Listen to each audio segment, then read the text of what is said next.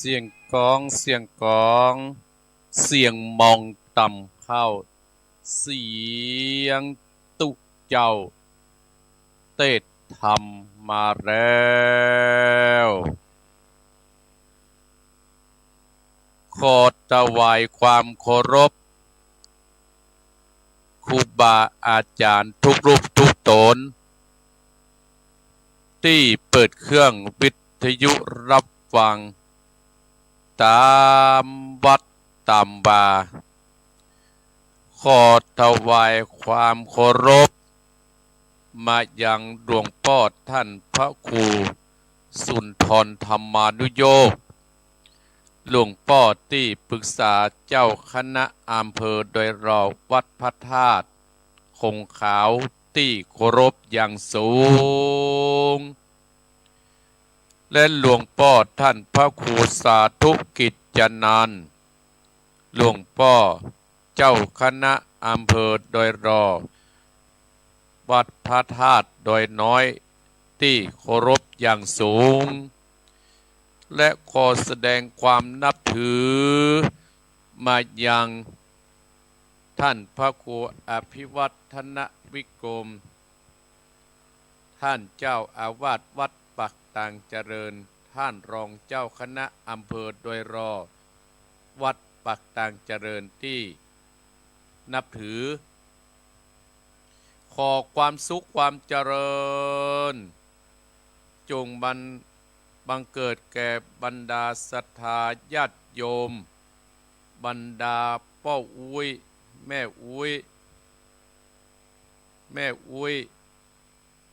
ศรัทธาท่านผู้ฟังทั้งหลายทุกท่านทุกคนที่เปิดเครื่องวิทยุรับฟังตามบ้านตามจองที่เปิดในตุบกัดก็ดีที่เปิดอยู่ในที่นอนก็ดีที่เปิดอยู่ในรถในลังก็ดีที่เปิดอยู่ในรถเป็นกู้เป็นเกมเดินเดินตังไปจ่ายกัดไปจ่ายอย่างก็ดีหรือว่าเดินเดินตังตั้งไกลก็ดีเปิดทั่วไปศรัทธาญาติโยมบรรดาพ่ออุ้ยแม่อุ้ยพ่อออกแม่ออกด้านผู้ฟังทั้งหลายที่กำลังลุกมาก็ดีที่พอฟังตั้งเฟซตั้งไลน์ก็ดีวันนี้ศรัทธาญาติโยมตรงกับวันที่18เดือนมิถุนายนพศ2569เดือน10ขึ้น14ค่ำว่าเป็นวันติดศรัทธาญาติโยมวันนี้ซึ่งเป็นเจ้าของวันอาทิตย์แล้วศรัทธาญาติโยมเป็นเจ้าที่เฮาพักผ่อนหลับนอนสบายอาตมาภาพก็ได้มีโอกาสได้นำรายการธรรมะยำเจ้ามรดกธรรมกำเมืองได้มาได้มาจาได้มาพบปะศรัทธาญาติโยมแห่งเจ้านึ่งนับว่าเฮานั่นเป็นคู่ที่มีบุญที่เฮายังมีลมหายใจอยู่อีพ่ออีแม่เนาะขออนุโมทนากับโยมบุญเรืองชัยเงินโยมแม่พิษสมัยศรีเทพธรรมรงโยมแม่อนงเพียรศีลที่กำลังตื่นโยมศรีพัดสอนสมภูโยมศรีพัดสอนสมภูเนาะโยมแม่นงรักพี่ทองจาโยมแม่นงรักพี่ทองจาอยู่ลำปูนศรัทธาญาติโยมโยมแม่อนงเพียรศีลอยู่ปุ้นชัยประการแม่ทารบศรัทธาญาติโยมอาตมาภาพอนุโมทนาสาธุโดยที่ติดตามโดยอาตมาภาพ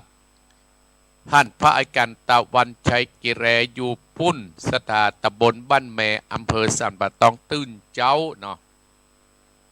และโยมกลางเบียงอยู่ปุ้นวัด7 ยอดศรัทธาญาติโยมที่ติดตามโดยอาตมาภาพมาโดยตลอด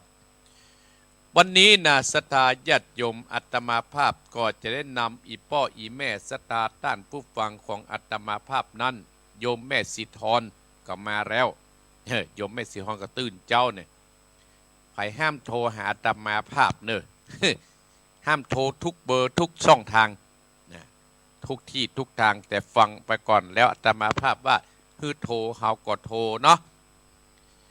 จะไปท่องโทรหากันอย่างเดียวเนาะสตาญาติโยมถ้าอีป้ออีแม่โทรมาอาตมาภาพก็จะลืมที่กำอู้ที่เฮาอู้แล้วแต่เบื้องต้นมาแล้วสตามันเป็นการอู้สดนะสตาญาติโยมท่านอาจารย์ทุนสุภโรกำลังตื่นแล้วสตาญาติโยมท่านอาจารย์ทุนว่ากราบนมัสการท่านพระกวอนโมทนาสาธุสวัสดีครับผมที่เป็นกำลังอกกำลังใจให้อาตมาภาพเพื่อนเป็นวัดป่าสตาญาติโยมอาตมาภาพเป็นวัดบ้าน จะวัดอะไรอย่างกระตามสตาญาติโยมเป็นลูกพระพุทธเจ้าหมดอีพ่ออีแม่ลูกพ่อเดียวแม่เดียวกันยมสายผลจันกูนะอนุโมทนาสาธุที่เข้ามาพอเนาะขณะนี้เวลาตี 4:35 นาทีอาตมาภาพก็จะอยู่กับอีพ่ออีแม่อยู่กับครูบาอาจารย์ที่เปิดวิทยุรับฟังอยู่ที่เปิ้นรับฟังอาตมาภาพก็จะยืนถึง6 โมงศรัทธาก่อน6 โมงก่อนจะได้ออกรายการ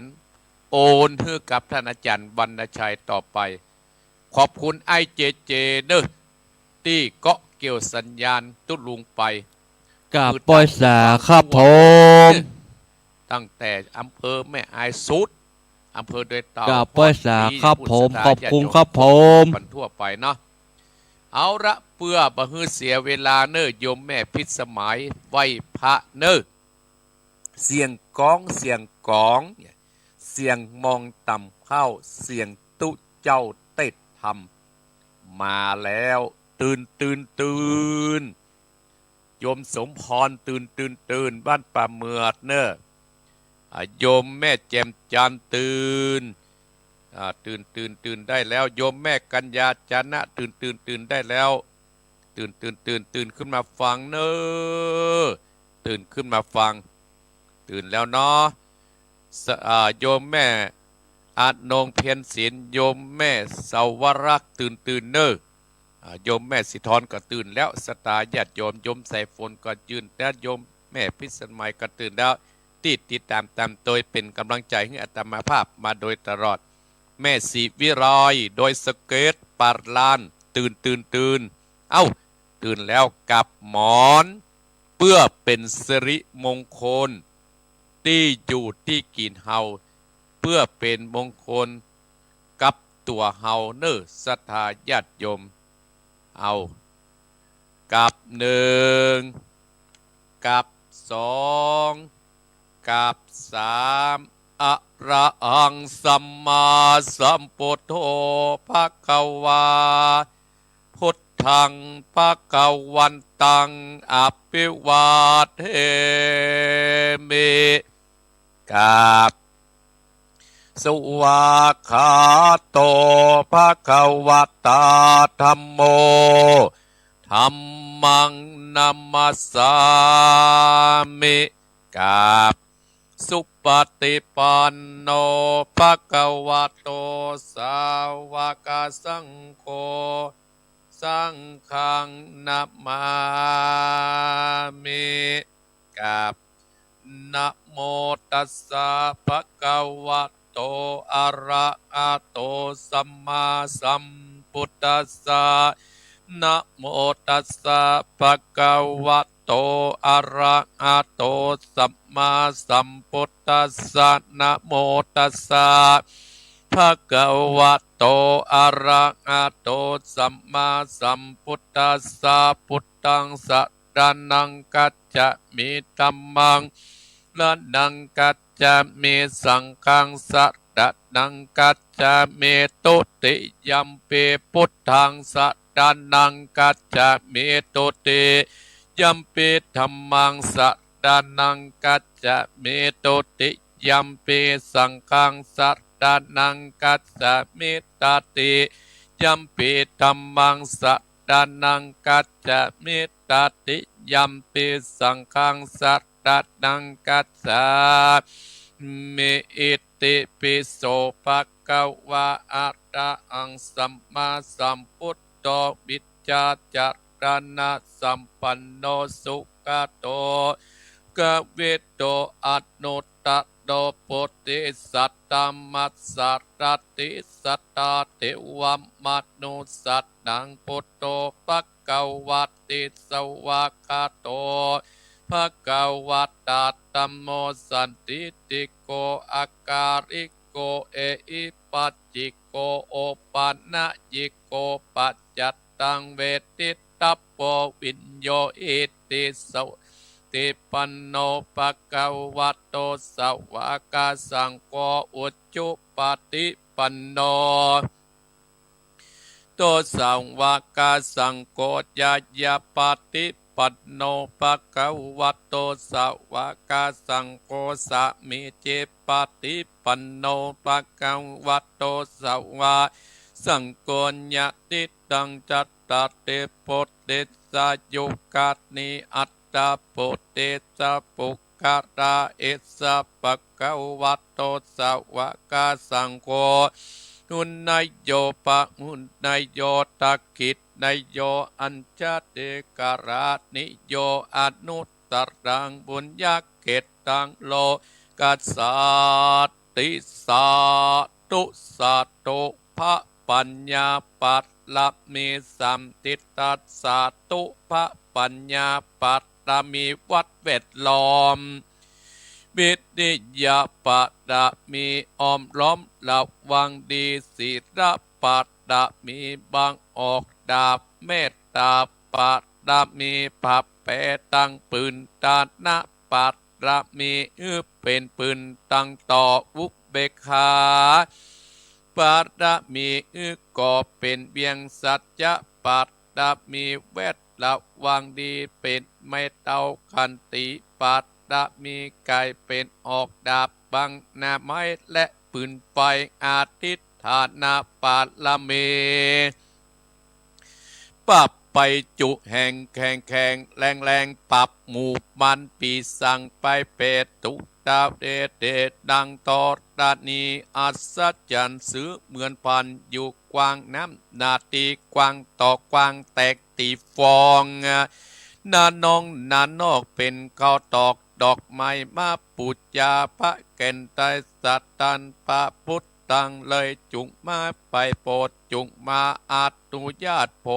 ดปูกาเตดี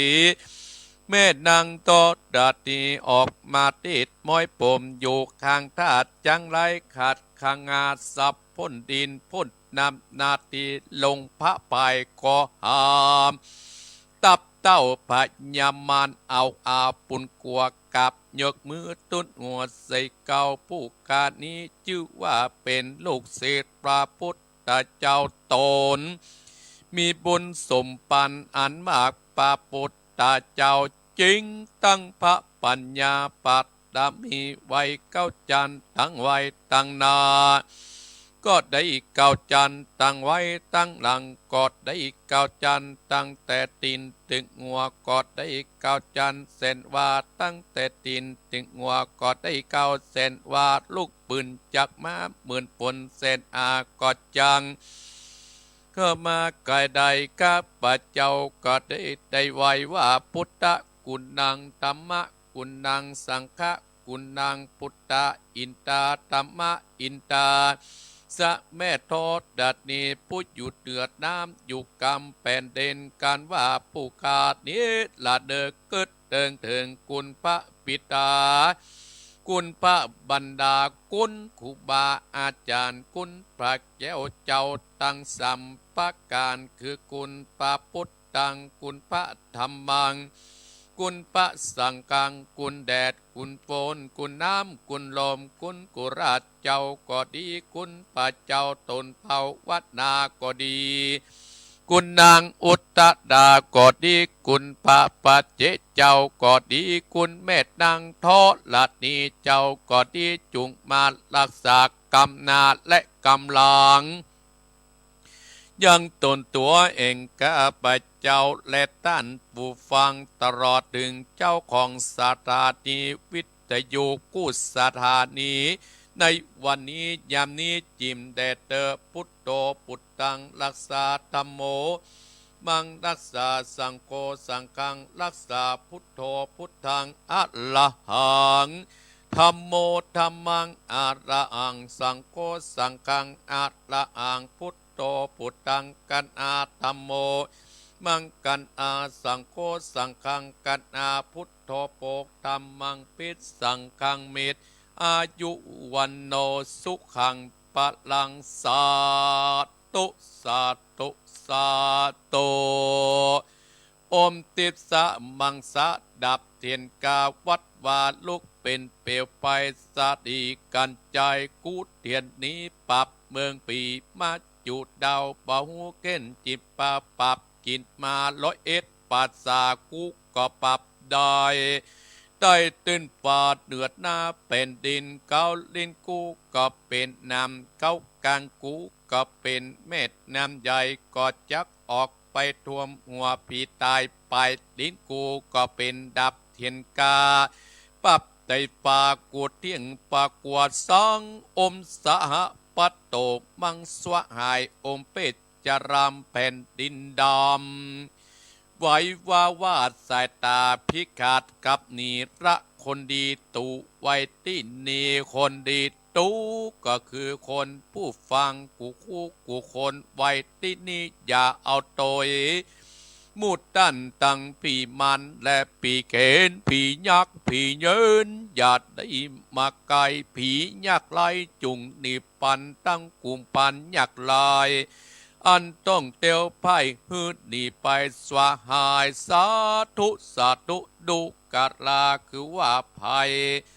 อันยันตะไหลตั้งไหลประกันต่างๆนานาเป็นต้นว่าไฟไม่ก็ดีไฟอันเจ็บใครได้เป็นพญาธิก็ดีอุปัตตวะกังวลอันตราย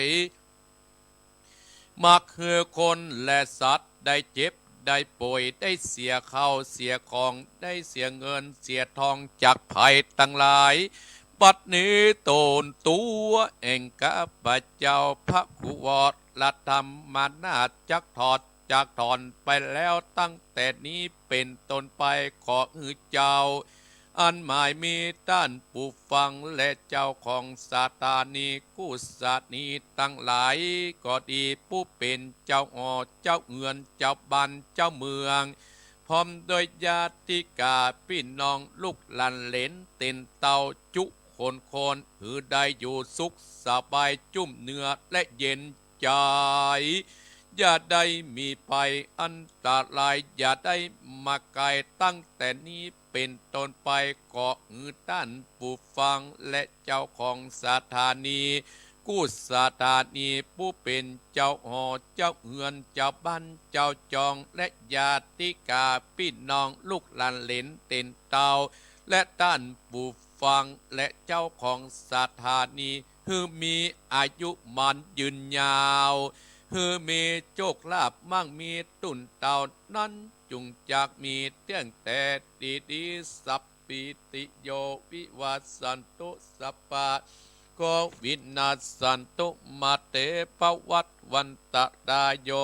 สุขีติกายุโกภวะอภิวาตนาสีติสานิจังวุตตาปัจจายิโนจัตตะโตตัมมาวัฏทันติอายุวันโนสุขังปะลังต่อไปจนพี่น้องศรัทธาญาติโยมแผ่เมตตาให้ตัวเก่าเพื่อให้ตัวเก่านั้นอยู่สุขสบายลูกเต้าเราแหลนจุผู้จุคนอะหังสุขิโตโหมิขอให้ข้าพเจ้ามีความสุขอะหังนิทุกโขโหมิขอให้ข้าพเจ้าปราศจากความทุกข์อะหังอเวโรโหมิขอให้ข้าพเจ้าปราศจากเวรและภัยอะหังอัพพยาปโชโหมิขอให้ข้าพเจ้าปราศจากอุปสรรคอันตรายทั้งปวงอะหังอนิโกโหมิขอให้ข้าพเจ้าปราศจากความทุกข์กายทุกข์ใจสุขีอัตต ตนังปฏิหารามิขอให้ข้าพเจ้ามีความสุขกายและสุขใจรักษาตนให้รอดพ้นจากทุกภัยทั้งหมดทั้งสิ้นเถิดสัพเพสัตตาอันว่าสัตว์ทั้งหลายที่เป็นเพื่อนทุกข์เกิดแก่เจ็บตายด้วยกันทั้งหมดทั้งสิ้นอเวราอุนตุจงเป็นสุขเป็นสุขเถิดอย่าได้มีเวรแก่กันและกันเลยอัพพยาปชาอุนตุจงเป็นสุขเป็นสุขเถิดอย่าได้พยาบาทและเบียดกันและกันเลยนิคาอุนตุจงเป็นสุขเป็นสุขเถิดอย่าได้มีความทุกข์กายและทุกข์ใจเลยสุขีอัตตันนังปฏิหารันตุจงมีความสุขกายและสุขใจรักษาตนให้รอดพ้นจากทุกภัยทั้งหมดทั้งสิ้นเถิดท่านทั้งหลายที่ต้องทุกข์ขอให้พ้นจากทุกข์ท่านทั้งหลายที่ได้สุขแล้วขอให้ได้สุขยิ่งขึ้นไปด้วยกันทุกขั้นทุกคนด้วยเทินข้าพเจ้าขออโหสิกรรมกรรมใดที่ข้าพเจ้าทำแก่ผู้ใดในชาติใดๆก็ตาม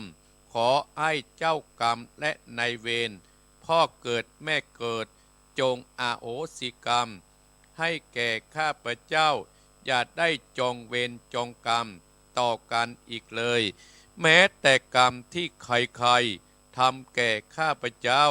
ข้าพเจ้าขออโหสิกรรมให้ทั้งสิ้นยกถวายพระพุทธเจ้าเป็นอภัยทานเพื่อจะไม่มีเวรมีกรรมกันต่อไปโดยอานิสงส์แห่งอภัยทานนี้ขอให้ข้าพเจ้าพร้อมด้วยครอบครัวและบุตรหลานตลอดจนวงศาคณาญาติผู้กราคุณของข้าพเจ้าจงมีแต่ความสุขจงมีแต่ความเจริญรุ่งเรืองประพฤติปฏิบัติแต่สิ่งที่ดีงามตามคำร้องของธรรมด้วยเถิดกับมอนสาบเตื้อศรัทธาญาติโยมหรือว่าขณะที่เฮานอนฟังปะเป็นยักษ์ศรัทธาญาติโยมเนาะเอาละศรัทธาญาติโยมอัตมาภาพพระครูวรธรรมนาถเจ้าอาวาสวัดหนองเหียงเจ้าคณะตำบลสันติสุขได้มาพบปะศรัทธาญาติโยมแห่งเจ้าหนึ่งศรัทธาญาติโยมซึ่งเป็นเจ้าของวันอาทิตย์วันที่28เดือนมิถุนาพศ2569เดือน10ขึ้น14ค่ำเป็นเจ้าของวันอาทิตย์โอ้ศรัทธาญาติโยมอนุโมทนากับศรัทธาญาติโยมทุกท่านที่เข้ามาพอบางอันก็เป็นภาษาอังกฤษบางอันก็เป็นภาษาไทยที่อ่านได้ก็อ่านไปยมกนกพิชัยนาเมืองฝางยมวาสนาพิวงงามยมพ่อทัดพิวงงามสองสามีภรรยาได้เข้ามาพอแล้วศรัทธาญาติโยม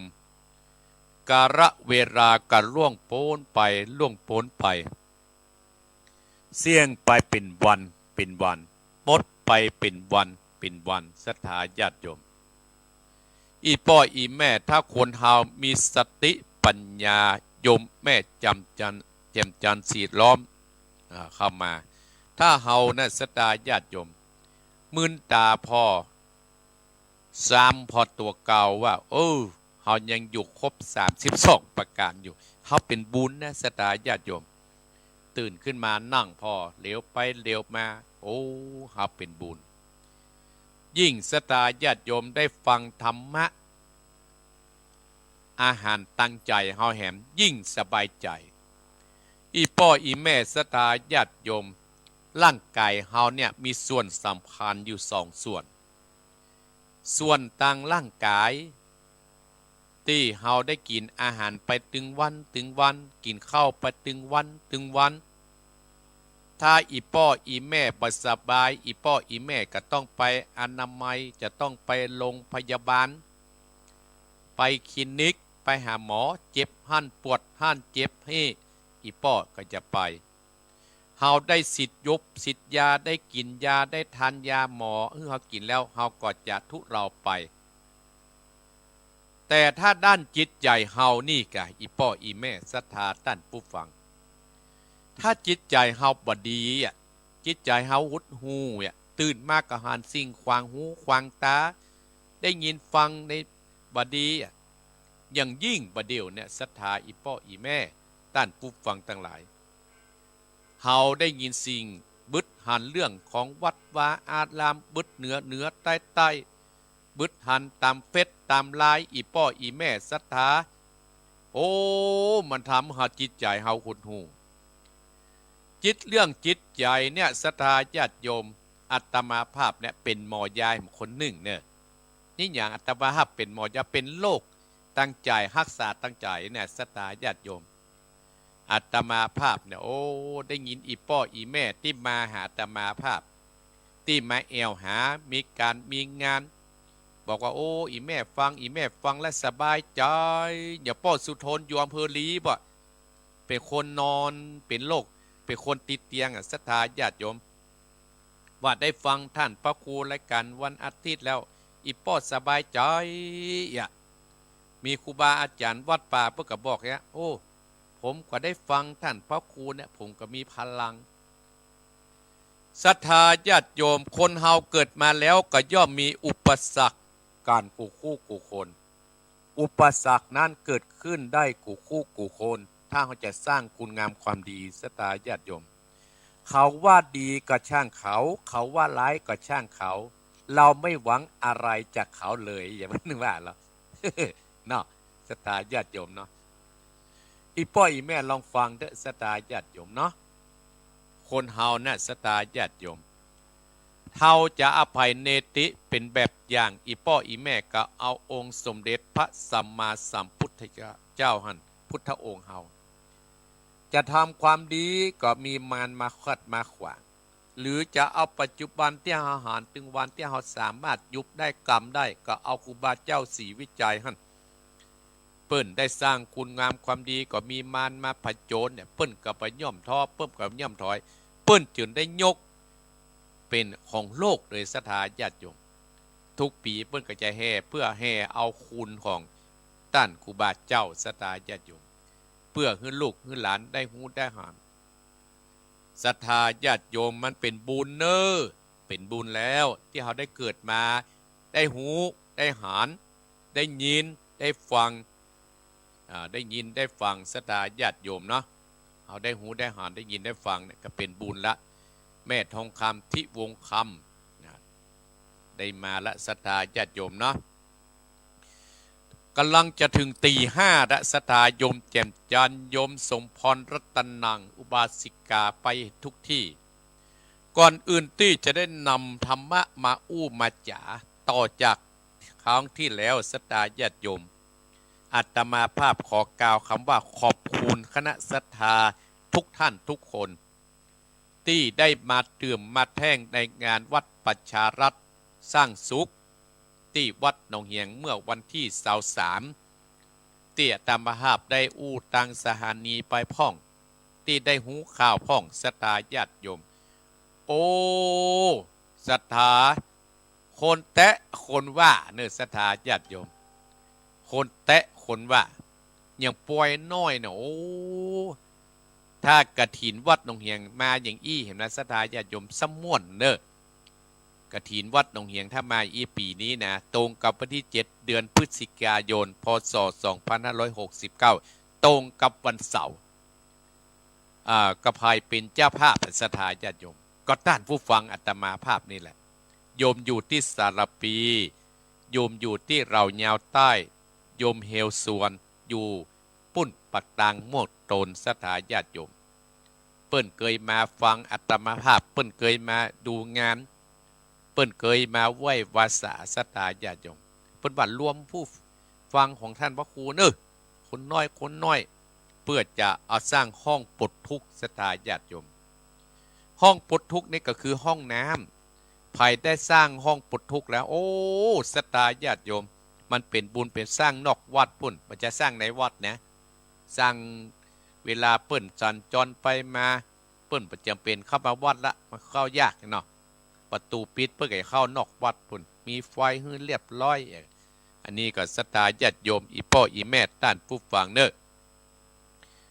โยมปุ่นเรายาวใต้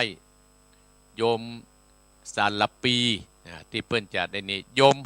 แม่ยุพินหอมมาดาโยมสุวรรณอินใหญ่โยมพิกุลโยมสมพรรัตนังเนออนุโมทนาสาธุโดยที่ยังฟังอาตมาภาพศรัทธาญาติโยมอาตมาภาพได้นำธรรมะมาอู้จ่าฮือศรัทธาวันนี้เป็นข้อสุดท้ายละศรัทธาญาติโยมความสุขของคฤหัสถ์หรือว่าความสุขของชาวบ้านที่เขาเกิดมาถึงมื้อถึงวันอาตมาภาพจะถึงถึงข้อสุดท้ายแล้วก่อนที่จะเทศทำเรื่องขุมบุญให้เหมาะศรัทธาญาติโยมเอาบุญอย่างเดียวเอาหมาบาป ความสุขของคฤหัสถ์ที่อาตมาภาพได้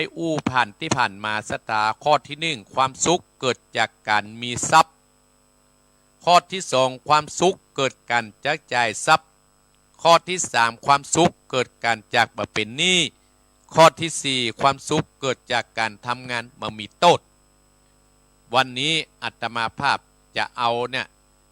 ข้อที่สามและข้อที่สี่มารวมกันศรัทธาญาติโยมมันเหมือนยาวเนาะวันนั้นข้อที่หนึ่งติดนะข้อที่หนึ่งติดนะข้อที่สองวันนี้จบแล้วนะจำไว้เนอะความสุขของคนเฮาเนี่ยความสุขเกิดจากการมีทรัพย์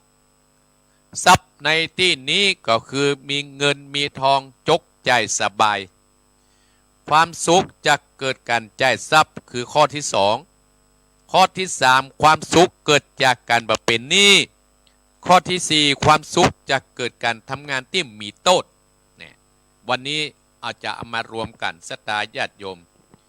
ก็อีพ่ออีแม่ศรัทธาต้านผู้ฟังเนอะเฮาก็ยินดีกับศรัทธาญาติโยมที่ติดตามตัวกันที่มาโดยตลอดเนอะศรัทธาญาติโยมแม่จันเพนคำโพธาอยู่แม่เฮียอันนี้โยมอุปถัมภ์วัดหนองเฮียงแต่ปีนี้เปิ้นก็จะมาช่วยอยู่ศรัทธาญาติโยมวันที่7 เดือนพฤศจิกายนแม่เนอะ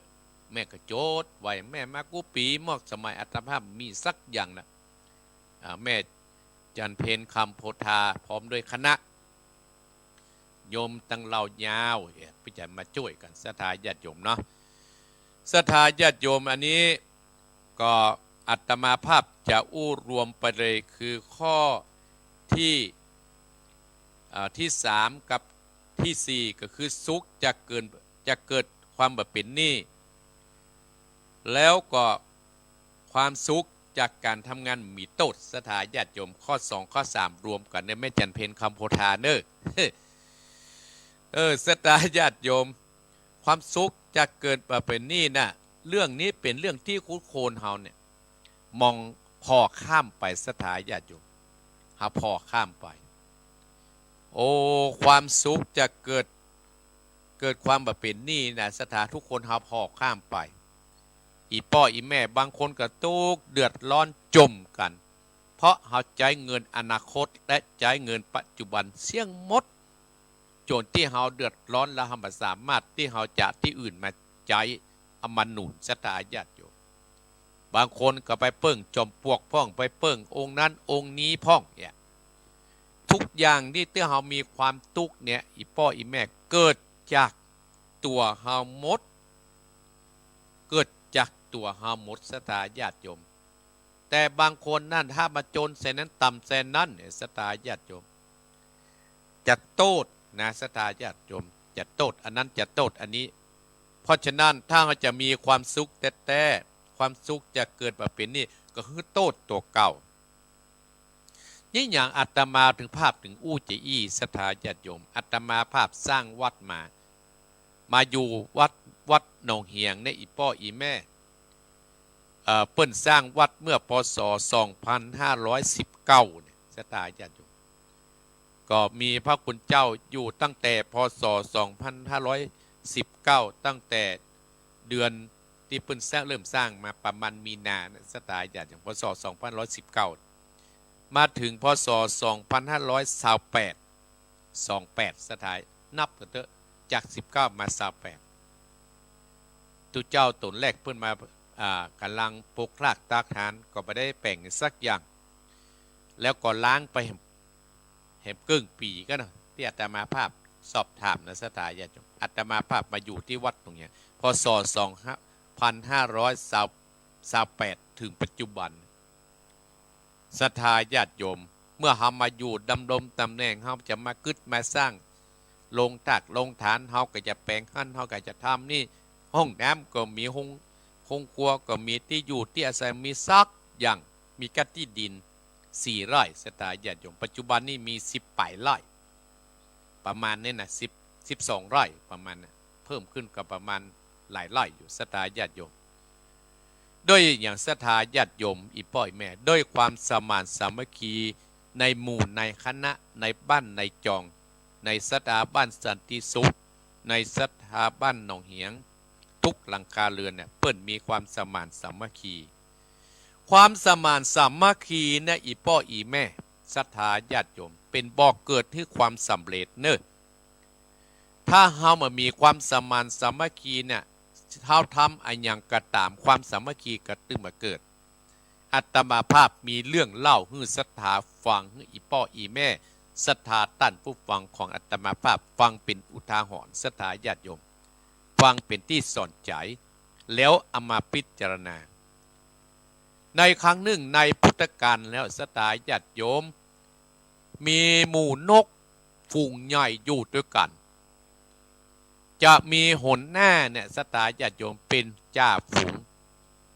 เมื่อ2-3 วันเพิ่นก็จะประชุมกันเตื้อ2-3 วันเพิ่นก็จะประชุมกันเตื้อว่าหัวหน้านกก็จะบอกว่าโอ้หมู่เฮาตั้นตั้งหลายเวลาเฮาไปหากินที่ไหนก็ตามเมื่อเฮาไปเป็นหมู่เป็นฝูงเน้อเวลาเกิดอะไรอย่างขึ้นอันตรายนะเฮาจะได้ช่วยกันสู้ช่วยกันพี่ฮักน้องน้องฮักพี่พ่อฮักลูกฮักหลานฮักเป็นฝูงเป็นจ่าเป็นฝูงเนี่ยอันยาก็คือสามัคคีกันอาตมาภาพนึกถึงท่านผู้ฟังอาตมาภาพนี่ที่ฟังรายการมรดกธรรมวันติดนึกถึงสถาวัดหนองเหียงบ้านสันติสุขอาตมาภาพมีความสมานสามัคคีกันหมู่นกตั้งหลายศรัทธาญาติโยมฟังหัวหน้าก็มาเป็นอย่างเมินเข้านี่ก็มีนกตัวหนึ่งที่ทำตัวเป็นหัวโจกขึ้นแน่หัวโจกเนาะมันก็ธรรมดาหมอศรัทธาญาติโยมมันก็มีธรรมดาหมอมันก็ยังมีคนขยักเป็นหัวหน้าให้เหมาะศรัทธาญาติโยมในปัจจุบันก็ยังอันศรัทธาญาติโยมก็ทำตัวเป็นอันนี้หมอไปแยกฝูงไปบอกหมู่เฮาตั้นทั้งหลายเฮาว่านี่นะหัวหน้าเฮานี่มันเยี่ยบถูกเนอะเอกอะทำตัวเป็นจะเป็นหัวหน้าหมอศรัทธาญาติโยม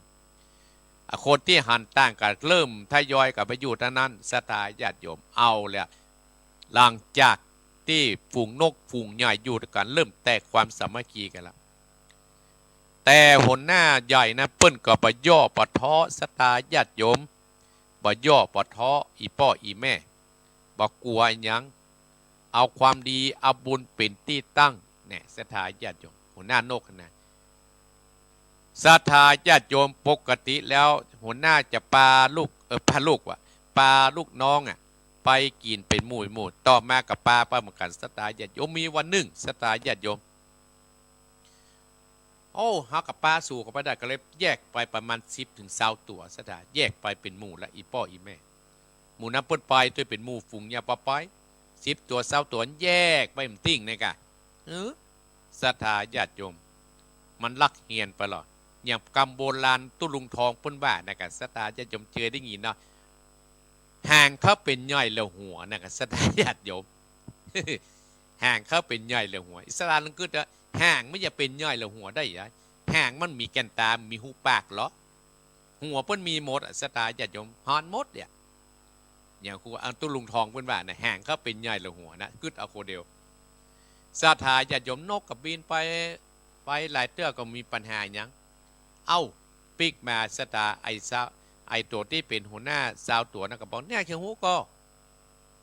เฮาผมกันน้ำท่านได้นะเนี่ยเฮาไปฟังตัวเดียวไอ้ล่ะฟังหัวหน้าคนเดียวยังบอกหูใจเฮาแยกกันอย่างเดียวเนี่ยศรัทธาโอ้ท่านพ่อครูบาติกาพรไซอยู่ชุมพรเข้ามายมชุติการศรัทธาญาติโยมแล้วเขาไปหากินที่ไหนศรัทธาญาติโยมอยู่มาวันหนึ่งศรัทธาญาติโยมก็ไปหากินที่ไร่ของเศรษฐีศรัทธาญาติโยมที่เปิ้นเอาปลูกไว้เลี้ยงลูกเลี้ยงหลานเลี้ยงข้าทาสบริวารคนที่เฝ้าพ่อสวนนะเข้านาเข้านะศรัทธาญาติโยมก็ไปรายงานให้กับ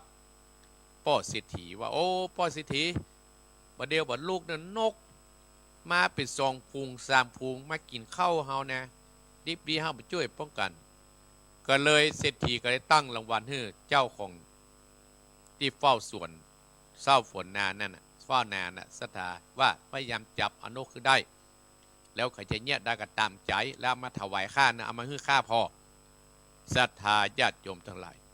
อยู่มาวันหนึ่งศรัทธาญาติโยมนกสาวตัวเตี้ยแต่มาภาพตั้งเป็นจ่าฝูงน้ำมาเตื้อโยมมวยห้วยน้ำข่าวมาแล้วฮั่นนกเป็นฝูงที่อยู่กันเป็นหมู่นั่นน่ะศรัทธามาโอ้เจ้าคนใจกับเจ้าของปู่เศรษฐีนั่นก็ใจหายก็โจ้งลงไปกับศรัทธาตกห้อยตกแห่ไปศรัทธาจะโอ้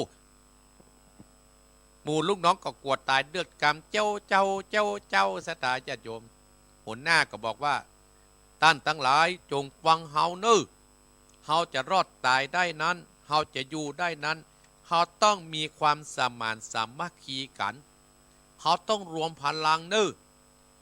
บัดนี้เฮารวมพลังข้าจะนับเนอนับ1 ถึง 3บินขึ้นพร้อมกันเนอสตายญาติโยมโหนหน้านกก็ได้นับ1 ถึง 3ปากันบินพร้อมกันได้ปลาเอาหายคนนั่นติดนกไปหมู่นกฝูงยานากาศรอดตายด้วยอย่างสตายญาติด้วยความสมานสามัคคีต่อมาอีกวันนั่นหัวหน้ายายนะบอกให้ลูกน้องไปละพยายามจะใจหาวิธีใหม่เปิดศึกษาหาลือกันส่วนนกที่ตั้งตัวเป็นหัวหน้ากลุ่มนั้นสตาย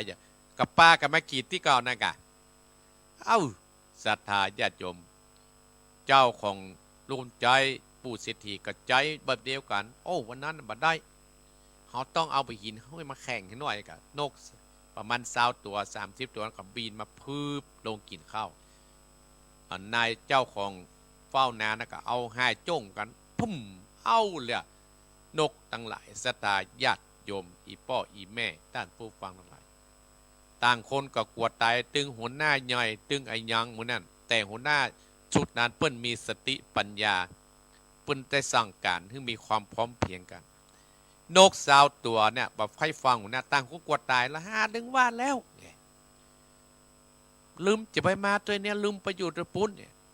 ศรัทธาญาติโยมบ่สามารถเอาหายนั้นขึ้นได้เพราะแตกแยกความและก็บ่อยู่กับคนหลายตัว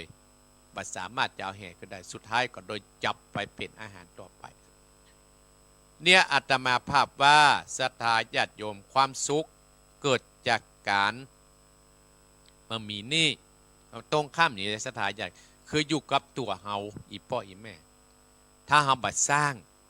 ถ้าเฮาบ่ทำมันตึงเป็นนี่เนี่ยศรัทธาญาติโยมก็คือความพร้อมเพรียงของตัวเก่านั่นแหละสิ่งอันใดที่มันมีเฮาก็บ่ต้องแปลงขึ้นมาสิ่งอันใดที่มันเป็นทุกข์กับคนหลายเฮาก็บ่ต้องทำขึ้นมาที่มันเดือดร้อนกันทุกวี่ทุกวันก็เพราะว่ามันขาดสติเพราะฉะนั้นเฮานั่นเป็นผู้เป็นคนที่เฮาเป็นท่านผู้ฟังของอาตมาภาพนั้นศรัทธาญาติโยมสิ่งอันยังกระตามเฮาต้องมีหลักธรรมะอยู่ในใจเฮาทุกวัน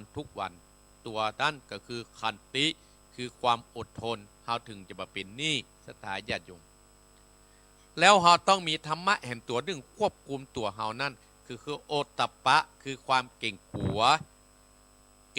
เกือบทุกเรื่องและใช้สติพิจารณาว่ามันจะเป็นเรื่องก่อศรัทธาญาติโยมเนาะอันนี้ข้อที่3ศรัทธาญาติโยม ส่วนข้อที่สี่ศรัทธาญาติโยมเป็นข้อที่สี่สุขจะเกิดการทำงานแบบเป็นต้นอันนี้มันตึงดีแต่เนี่ยอีพ่ออีแม่ถ้าเฮากึดจะร่ำจะรวยเฮาทำงานที่มันผิดบ้านผิดเมืองผิดประเภทที่เปิ้นมาเอากันเนี่ยศรัทธาญาติโยมผิดประเภทที่เปิ้นมาเอากันเนี่ยศรัทธาญาติโยมมันก็จะเดือดร้อนกับชีวิตเฮาศรัทธา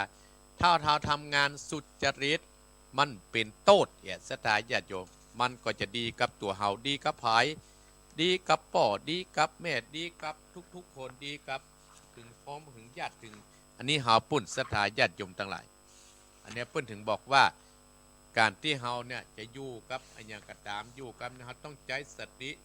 ปัญญาถ้าเฮาต้องใจสิ่งที่มันดีๆอยู่กับในครอบครัวของเฮาอันนี้อาตมาภาพเลยเอาเรื่องความสุขของข้าฤหัสถ์ความสุขของชาวบ้านมาอู้ให้กับอีพ่ออีแม่จะไปว่าอาตมาภาพพระครูวรธรรมนาถ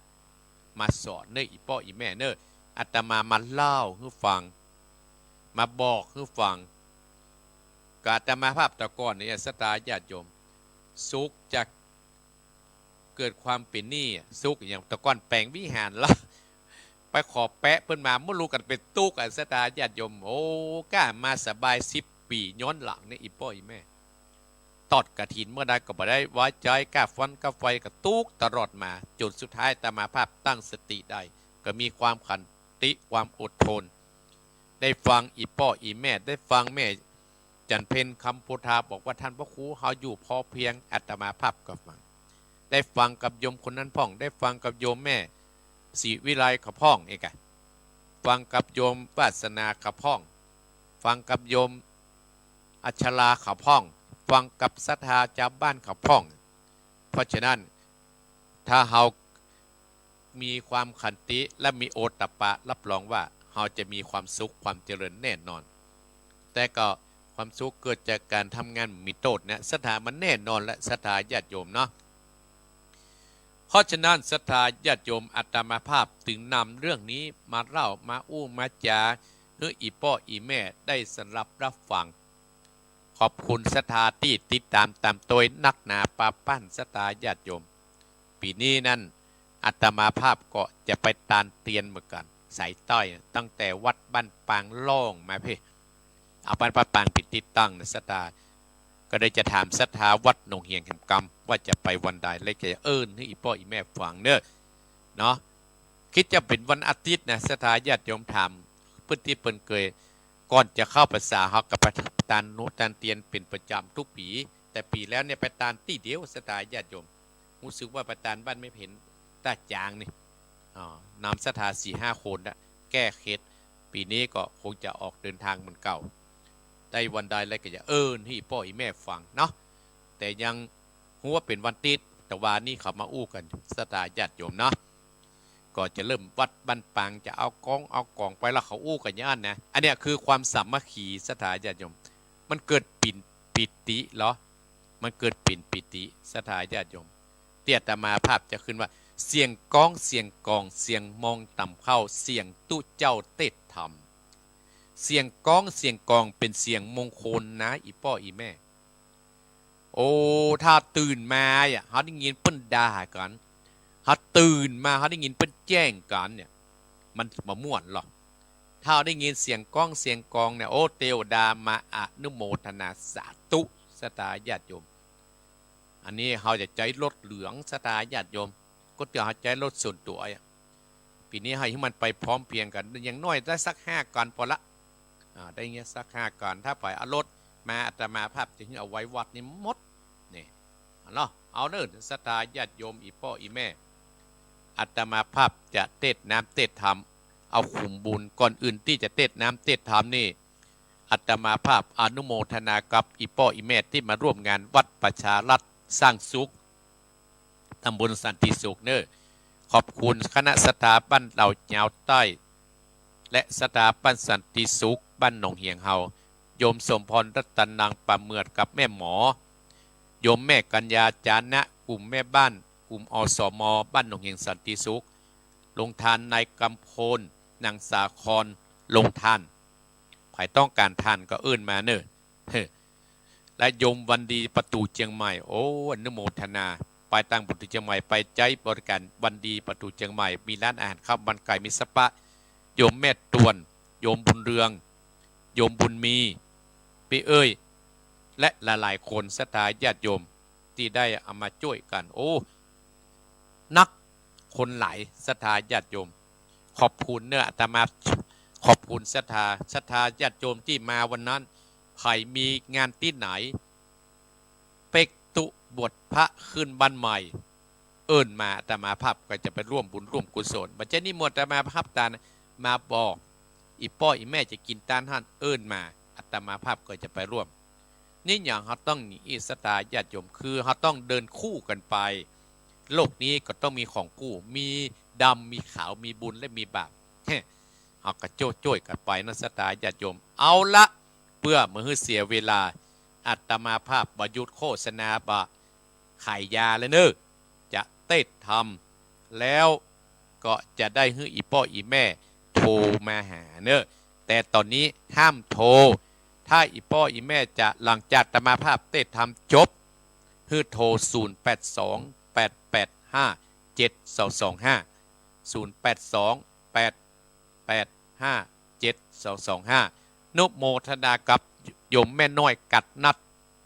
บันดอนลับปุนที่จะเป็นเจ้าภาพทำให้อาตมาภาพติดในข้าวพรรษาเนอะอนุโมทนาสาธุให้มีปัญญาแตกฉานทุกเรื่องเอาตั้งอกตั้งใจฟังธรรมห้ามโทรเนอะโจทย์เบอร์ไว้แล้วก็ก้อยโทรบอกว่าโทรก้อยโทรเนอะเดี๋ยวอาตมาภาพจะไปบิณฑบาตวันที่สถานเต้ไป2 กิโลไว้นะสถานญาติโยม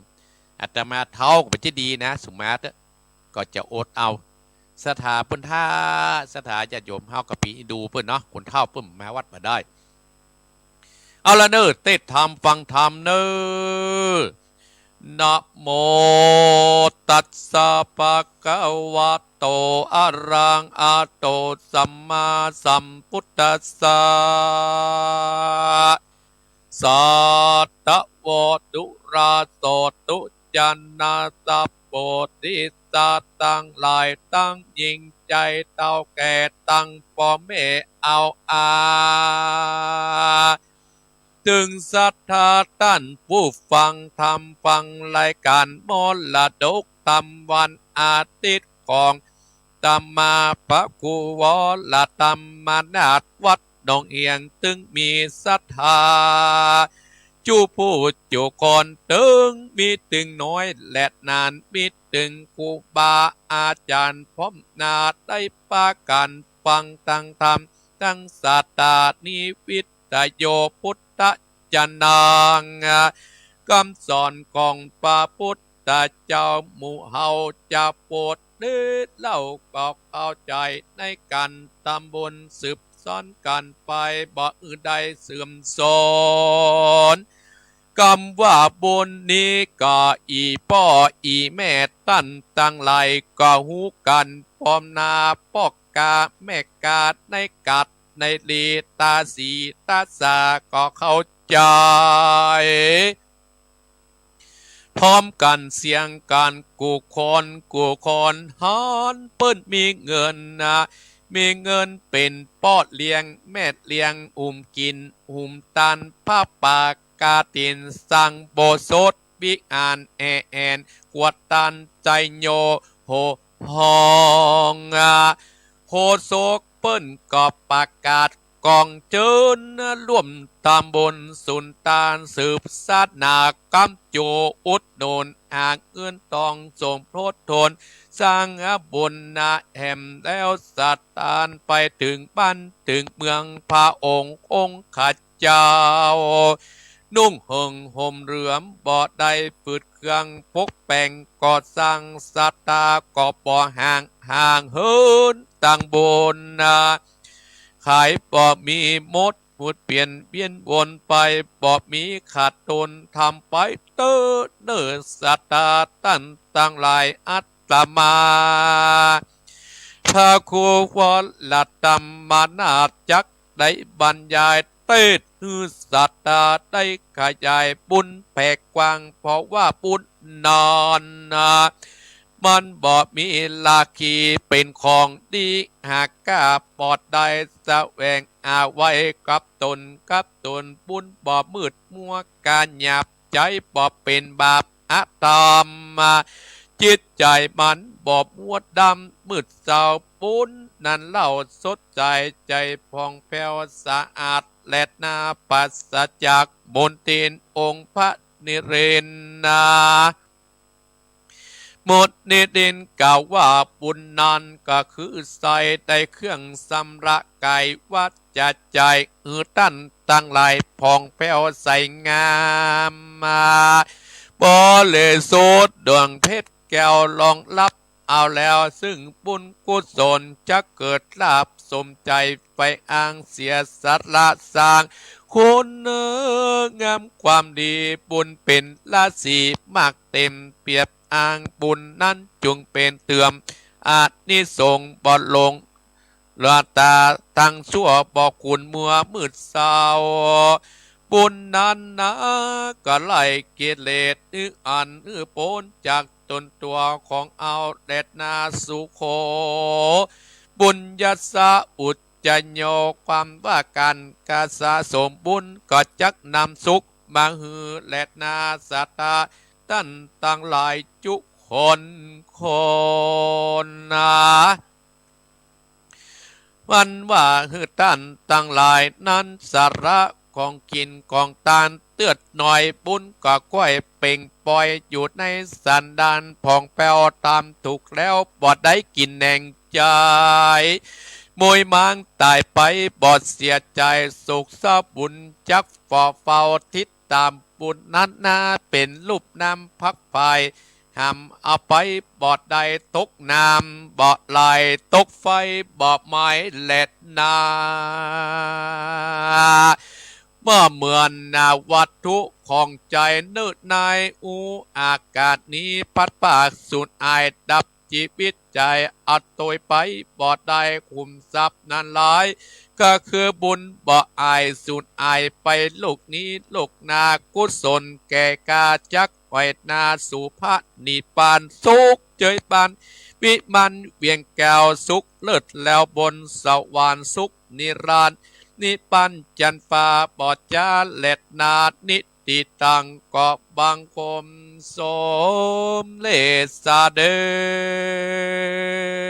ชเอาละสถาญาติโยมบรรดาอีพ่ออีแม่ท่านผู้ฟังโยมทำหน้าที่ให้ดีที่สุดอยู่แม่แจมแม่แจมบ้านแม่ปานโยมตั้งแม่แจมบ้านตั้งหลายฟังแล้วก็เกียมตัวโทรศัพท์เนอะ0828557255สถาญาติโยม4,000อยู่ปุ้นตั้งปูนตั้งใกล้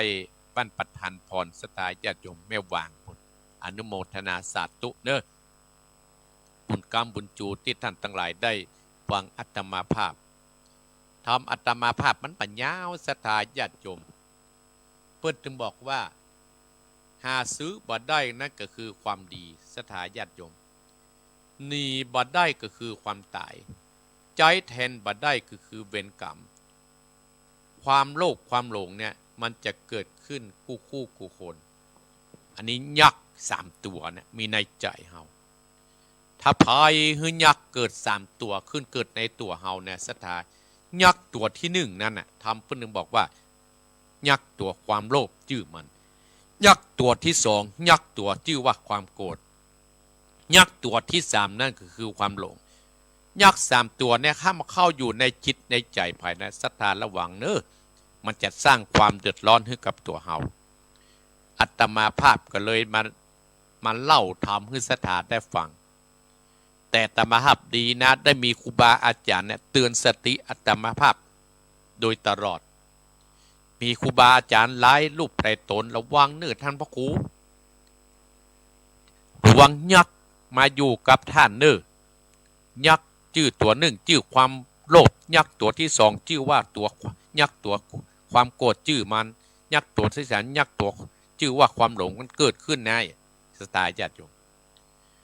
เลยเอาธรรมเนี่ยมาเล่าให้สไตล์อีป้ออีแม่ฟังหาซื้อบ่ได้เปิ้นถึงบอกว่าความดีนีบ่ป้นก็คือความตายใจแทนบ่ได้คือเวรกรรมสไตล์ญาติโยมธรรมเปิ้นถึงบอกเราความดีเนี่ยสไตล์ญาติโยมมันมีขายญาตมาภาพว่าแล้วนะมันจะขายตามเซเว่นก็ดีมันจะขายมันมีสไตล์ญาติโยมบ่ขายตามตุบกัดมันก็ตึงมีความดีนะเราต้องทำเองสไตล์ญาติโยมอย่างอีป้ออีแม่มางานวันวัดประชารัฐสร้างสุขที่วันที่23ที่ผ่านมานะอันนี้คือความดีเป็นสร้างความดีช่วยกันสร้างความดีนูนให้คนดีทำงานต่อไปปัจจัยเราจะแตกแยกเหมือนนกตะกี้ที่อาตมาอู้ตะกี้เนาะถ้าแตกแยกกันมันก็บ่หาความเจริญได้ง่ายอาตมาภาพเป็นคนที่มีบุญถึงคนหนึ่งที่ได้มาอยู่กับบ้านสันติสุขได้มาอยู่วัดหนองเหียงสถานญาติโยมโอ้สถานเนี่ยเพิ่นจะบอกให้อาตมาวังยักษ์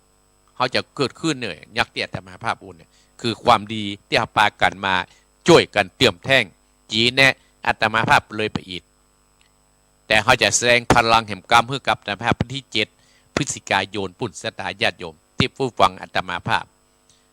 นะสถานญาติโยมหมู่เฮาตั้นทั้งหลาย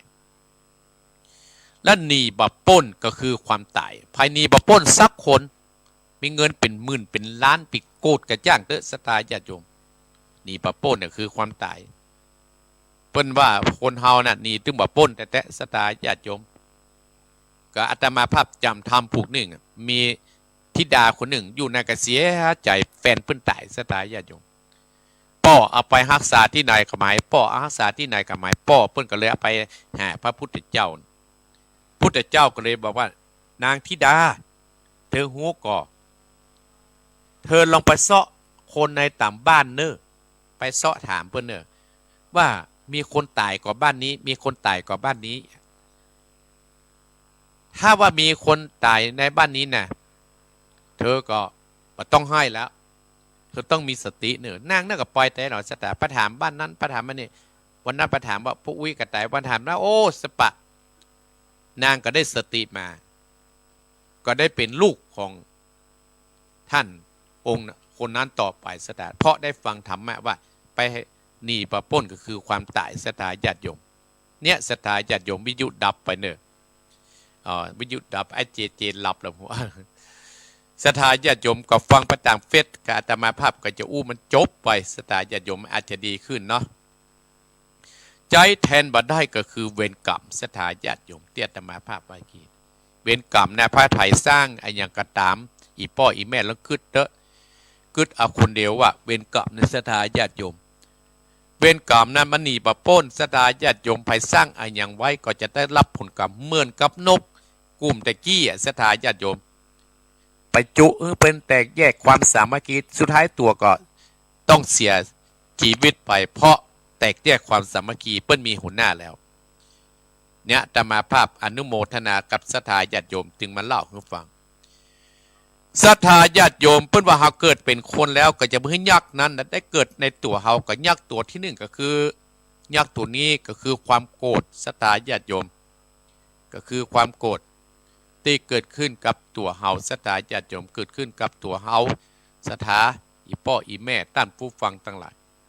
ยักษ์ตัวนี้นะถ้ามาเกิดขึ้นกับตัวไผ่ศรัทธาญาติโยมอาตมาภาพก็เลยบอกว่าโยมสงพรหลวงพ่อเถอะนี่โยมแม่แจ่มจันทร์หลวงพ่อเถอะโยมอัชราหลวงพ่อเถอะโยมแม่สีทรต้องดูเถอะโยมแม่อนงเห็นศีลกับพ่อเถอะโยมแม่สีทรกับพ่อเถอะถ้าทหารว่ายักษ์ในเมืองโคนเฮานะพ่อเอาคนที่มันโกรธขี้มิ่งจะเชื่อนะหน้ามันนึงแดงหลอดศรัทธาญาติโยมหูตีนหูแดงเนี่ยศรัทธาญาติโยมสิ่งเหล่านี้นะมันคือความโกรธเกิดขึ้นแล้วศรัทธาญาติโยมมันตึงหู9หู10ละภายอู้มันตึงฟังละเอาอารมณ์ตัวเป็นใหญ่ศรัทธาญาติโยมเฮาก็ต้องด้วยกัน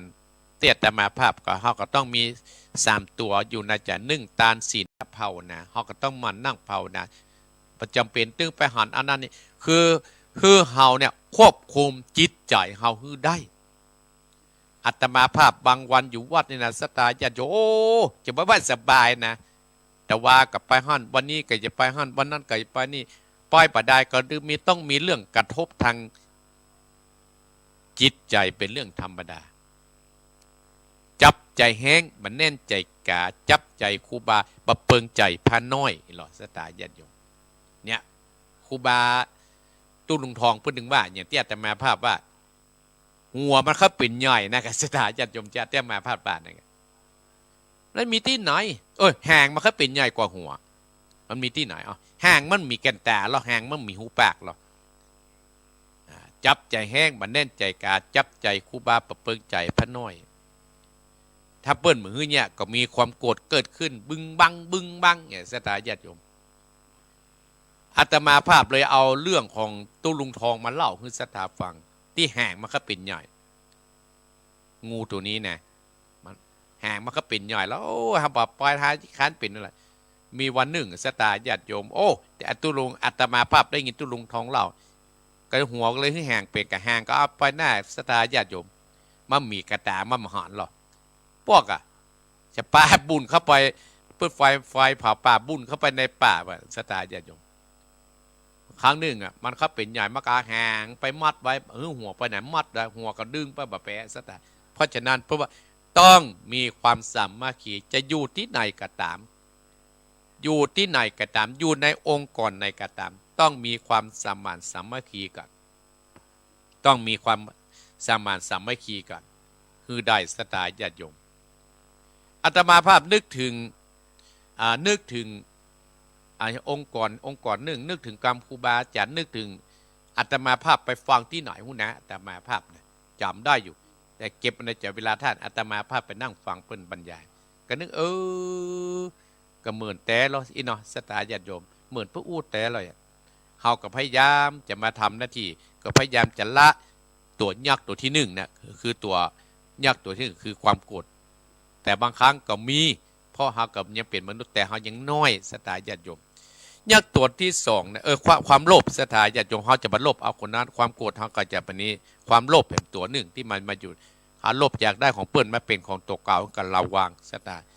แล้วความหลงนี่แหละสถาญาติโยมมันนักเหลือเปิ้นเนี่ยท่านได้หลงนี่นักแก่นั้นหลงอันนั้นหลงอันนี้เฮาก็ต้องอู้กันแนวนะสถาญาติโยมเนาะเอาละเพื่อเปิดโอกาสให้กับอีพ่ออีแม่ที่ฟัง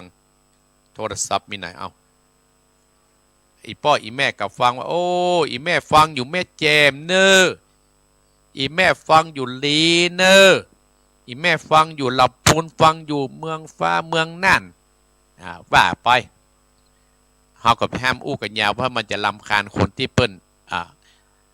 จะโทรมาเนาะสตาญาติโยมบางคนกับพระท่านเปิดสายน้อยแต่สายบัดถ้าเปิดน้อยสตาญาติโยมประเดี๋ยวนี้จะมาภาพกาออก5:50แต่มาภาพก็จะโอนไปให้ไอเจเจก็จะโอนไปให้อาจารย์วรรณชัยต่อไปโทรมาแล้ว105ไอ้มันจะได้กันอยู่เนาะเป็นก่อนเนอเจริญปอนสายแรกแม่พรเห็นแล้วนั่งกดท่านไม่พรเนาะนะ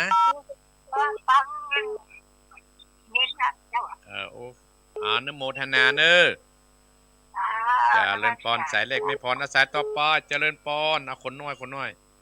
สันกำแพงเจริญปอนไม่แต่ก็ให้มาปูเรื่องเพลงคนชื่อชีวิตเด้ออยู่ที่ไหนเพลงคนชื่อชีวิตตาจางอี้กะบอกไปได้หูตาจางเนาะจ้ามันจะเจริญสายให้มาปูเด้อเจริญปอนสายต่อไปเจริญปอนไอพอได้กี่สายเจริญปอนอาจารย์เจ้าอยู่ที่ไหนอยู่ที่ไหนบอกห้วยน้ำขาวเจ้าอี้ก็ต้องบอกเพื่อจะได้หูห้วยน้ำขาวอนุโมทนาเจ้าเจริญปอนชัดเจนดีเนาะเจ้าชัดเจนดีเจ้าเจริญปอนสายต่อไปเจริญปอนให้เพื่อจะได้หูเนอะเจริญปอนอยู่ที่ไหนพระครูอยู่สักเลยเจ้าส่วนเปิ้นเลยแม่ยางนิดเจ้าแม่นิดสันเปิ้นแม่นิดอยู่ปุ่นปุ่งหนองเนาะเจ้า สันพูดเลยสันพูดเลย เจ้าเนอร์ชัดเจนดีเจ้า อนุโมทนาสาธุสายต่อไปเจริญพรมินิตสันพูดเลยเจริญพร เจ้าค่ะพระอาจารย์เจ้าท่านพระครูแม่สุเกลือมันศิลพรสิทธิ์เตี้ยได้ไหว้พระสวดมนต์โดยท่านพระครูได้ฟังธรรมโดยท่านพระครูธรรมจักรเจ้ามาแล้วเนอะกลับไหว้สาท่านพระครูเจ้าสาธุสาธุเจ้า เจริญพรสายต่อไปนี่อย่างแม่สุแก้วนี่เจริญพร ครับไหว้สาครับท่าน นี่เตบบูตไหว้สาครับ เจริญพรเนอ ครับผม เจริญพรจอยต่อไปเจริญพร ไหว้สาแต่หัวเจ้าฟังอยู่เด้อไม่ไรเด้อเจ้า ฟังอยู่ที่ไหน นกสันใจตำบลปังยิ้วเจ้าเบียงป่าเป้าเจ้า อีถูกต้องอนุโมทนาเนออีกาเจริญพร ใจเด้อเจ้า เจริญพรสายต่อไปแบบนี้เลย ง่ายดีเจริญพร แกไหว้สาเจ้าท่านพระครู แม่สีทรอยู่ตังใด อยู่ไม่คลองอยู่ตั้งได้จะอยู่สารการเหรอ แม่ของสันปะตองโอ้นะโมทาสาธุเนอ เจ้าไหว้สาเจ้า เจริญพรใจต่อไปเนี่ย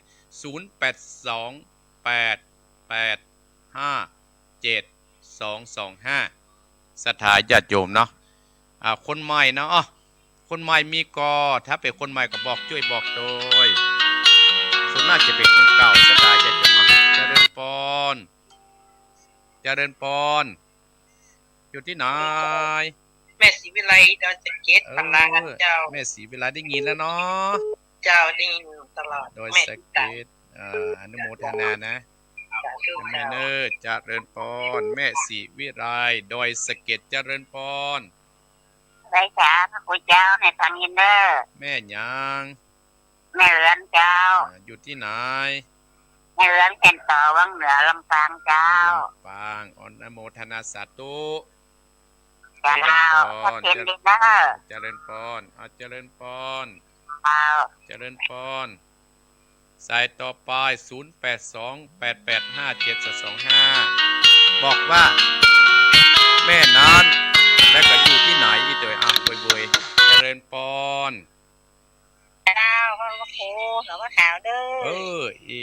แม่สายฝนเจ้า อี จะเทียนดีเจ้า อนุโมทนาสาธุ เจ้า เจริญพร เจ้า สายต่อไปอย่างนี้อย่าเพิ่นเรียกนักเรียนเลยกันเจริญพร เจ้าท่านพระครู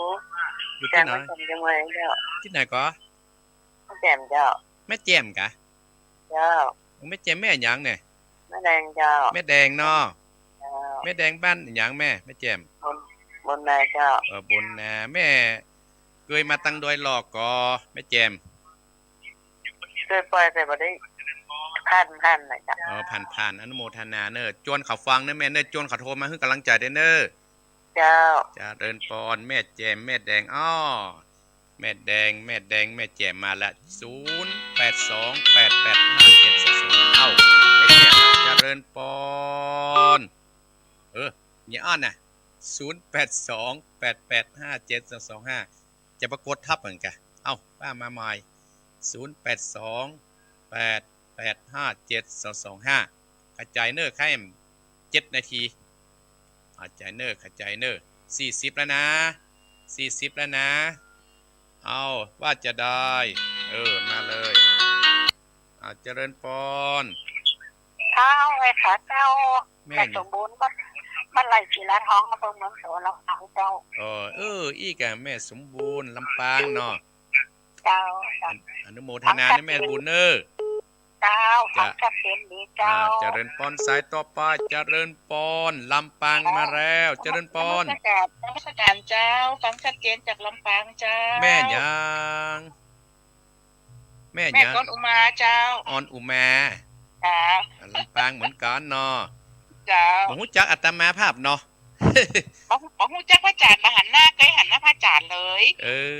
ฟังก็เสียงไปก่อนเนี่ยพา ไปก่อนจะป้ากันตีไหนพองนะเจ้างานลำปางเลยเจ้า ก็ว่านะบ่ได้ปล่อยสักทีแต่แม่เฮ้ยมันปล่อยยากมันเท่าไรแม่เนาะเป็นอย่างเนาะ เจ้าสาธุค่ะ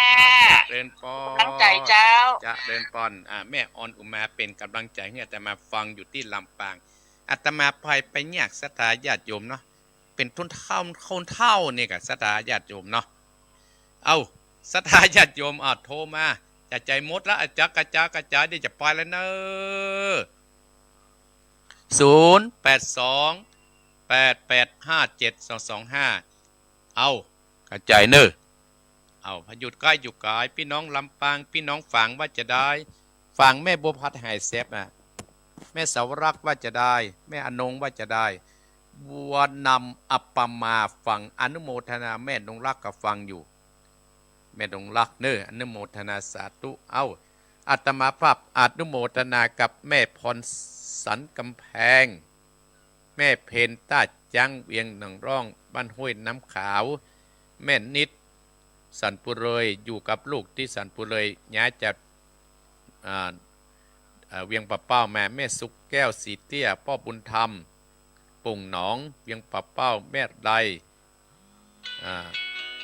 เวียงปะเป้าแม่สีพรแม่กองสัมปตองอันนามสการจะเดินปอน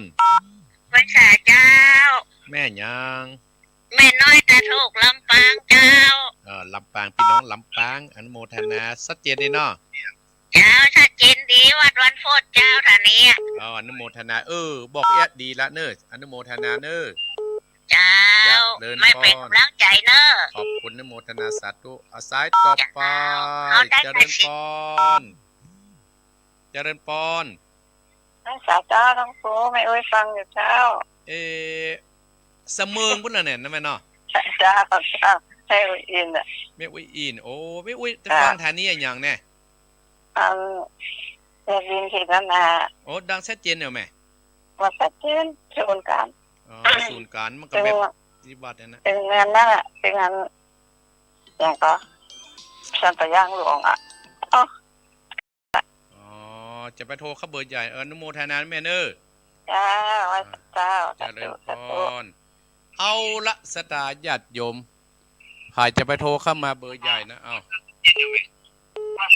เจริญปอนเจริญปอนจะฟังอยู่นะเจ้าแม่ยางแม่สุดแก้วสีโพธิ์ตะลามเจ้าโอ้สารพีแม่สุแก้วสารพีพี่น้องสารพีโพธิ์ตะลามฟังดังชัดเจนเนี่ยแม่เนาะเจ้าอนุโมทนาอีแม่เนอเจ้านมัสการเจ้าจะเริญปอนแม่สุแก้วสารพีโอ้พี่น้องสารพีจะพายที่ไหนศรัทธาญาติโยมเนอะเอาละอาตมาภาพขอปิดโทรศัพท์ก่อนเนอะศรัทธาญาติโยมเนอะจะปิดโทรศัพท์แหมเลาะศรัทธาเปิ้นฮื้อโทรเบอร์ใหญ่ก็จะดื้อโทรเบอร์ใหญ่เปิ้นฮื้อโทรเบอร์นี้นะ0828857225นี่เปิ้นฮื้อเธอเบอร์นั้นเอาละเนอะศรัทธาญาติโยมอาตมาภาพปิดละจะขอล่ำลาศรัทธาญาติโยมจะไปบินเอามาเจริญปอนเจ้าท่านครูแม่หยังแม่ท้องสุกแม่ท้องสุกอยู่ที่ไหนอยู่บ้านลำปางแม่พังถึงวันแม่กดบัตรไทยกำลังได้วันนี้สะโอ้ติดหน้าก็กดเบอร์เนี้ยเนอะเจ้าฟังแล้วเป็นจะได้แม่ท้องสุกแม่สบายใจดีท่านพระครูเฮ้ยฟังท่านพระครูแล้วแม่ใจดีเนอะใจดีเนาะฮอกกับหมูจักกันเนาะเจ้าแล้วก็บ่ฮู้จักอันท่านพระครูเท่ากะอันอยู่ตะไดเจ้าเท่าอย่างอุ้ยนี่กะมาเต้าอุ้ยน้ำหูแล้วก็โทรอู้กับติดแนมกับเนาะนี่80แล้วเจ้าโล่นทุกคนอุ้ยนั่นน่ะเนอะเจ้ายินดีนะแม่เนอะจะเลินปอนจะเลินปอนจะเลินปอนไว้ป่าเจ้าว่าอาจารย์เจ้าแม่ยางเป็นลำปางด้วยเจ้าแม่ยางเป็นนิตยาลำปางเจ้าแม่นิตยาฟังจากบรรพตสถิตโอ้ดีแล้วแม่นะเจ้าแม่กำลังติดตามกดหลายรอบเลยเจ้าบันติดเจ้าแม่บ่ได้อู้กันแต่มาสักเตือนเนาะบ่เคยไปเจ้าบ่ได้อู้กันหูจักกันเนาะเจ้าฟังแล้วเป็นจะได้อีแม่โอ้แม่สบายใจดีเจ้าได้ยินธรรมะทั้งบ้านหลายรูปหลายองค์เจ้ายินดีเนอะเจ้าไปใครหันหน้าน่ะ ปังอ่ะปะป้อยแม่เนอมันเท่ารับไว้ปะด้อยแม่จะ ไม่ เล่น เท่าอายุตัวใดก็เจ้าเท่านี้ ปะเกือบไล่อุ้ยแต่กี้ ว่าไม่เชื่อมาถึงก้าไหน50ไปเนี่ยแม่ว่า ไป นะ จ้า58จ้าแน่เด้อ ไอ้เตียง โม นุ่ม ท อยู่ นาด้วยแม่เด้อเด้อ เจ้าสาธุไว้สาเจ้า เจริญพรอ้อสายอ้อสุดท้ายเด้ออาจเจริญพรเจริญ เจ้าไหว้สาเจ้าท่านพระครูเจ้า แม่ยัง ในที่สมัยเจ้า โอ้อีแม่เด้อยินดีนะแม่เด้อ จะซื้อไผ่แล้วก็ สุดท้ายแล้วในแม่เด้อจะไปแล้วนะจะไปบินทบาทแล้วเด้อ เดี๋ยวแม่นโมทนาบุญเด้อแม่หดน้ำต่อวัดหัวนี่เยอะ บุญกรรมบุญจุยแม่เด้อ เจ้าไหว้สาเจ้าปักตุก เอ้าสุดท้ายแล้วสุดท้ายแต่สตาญาติโยมมันต้องทอแล้วเด้อติดหน้าปะกันไม้เนาะติดหน้าปะกันไม้เด้อสตาญาติโยมเนาะท้ายที่สุดนี่อาตมาภาพอนุโมทนาทุกท่านทุกคนแม่สีทอนแม่คลองแม่สีวิไลโดยสะเก็ตแม่เฮือนลำปางแม่โดแม่แดงแม่แจมโดแม่สมบุญลำปางแม่อมรลำปางแม่น้อยลำปางแม่วิอินสาเมืองแม่สุกแก้วสารปีแม่ทองสุกลำปางแม่นิตยาสถาญาติโยมอนุโมทนากับอาจารย์มัคคณพงษ์อยู่ปุ้นปทุมธานีสถาเข้ามาดูเนอะอันเนี้ยตมาอู้เป็นกำเมืองเนอะพ่ออาจารย์ มัคคทายกปุ่นเนาะบุญใดกุศลใดที่อีพ่ออีแม่ได้ทำแล้วก็ขอให้กับไก่มาเป็นเกาะแก้วไข่คำมาปกอำสามพิพระสายอย่างตนตัวของคณะศรัทธาจูผู้จุคนตั้นผู้ฟังอยู่ลำปังอยู่ที่โทรมาก็ดีปะโทรมาก็ดีเนอะถ้ามีโอกาสอาตมาภาพก็เชิญชวนพวกปีพวกที่อาตมาภาพอู้ตะกี้สตาญาติโยมเนาะขอให้อยู่ดีมีสุขหิมากาขึ้นก่อนดีเนอะบุญที่ได้ทำแล้วก็ดีที่จะทำก็ตอบดีให้ศรัทธาญาติโยมให้มีกำลังบาษาเหมือนจ้างสารจ้างหน่อยนี่เนอะศรัทธาญาติโยมใจจริงก็บ่อยากจากศรัทธาอยากนั่งอู้อีพ่ออีแม่นะแต่กึดถึงสังขารเฮานั่งเมินลูกก็ยากนั่งก็ยากเพราะอายุก็นักก็พอสมควรถ้าพรักษาไว้ก็จะไปได้อยู่กับพ่ออีแม่หมื่นละศรัทธาญาติโยมเนาะโอกาสหน้าทิศหน้าถ้ามีโอกาสเปิดฮื้อเฮาก็จะได้พบปะกันเนอะสมดังคาถาบดีขององค์สรีพระสัมมาสัมพุทธเจ้าตัดเทศนาเป็นภาษาบาลีว่าสัพปิติโยวิวัสสันตุสัพพะโรโกยนัสสันตุมาเต็มตรายโยสุขีติคายุโกภวะอภิวาทนะสีติสนิจังปุตราปัจจายโนจัตตะโรธรรมาวัฏันติอายุวันโนสุขังทะลัง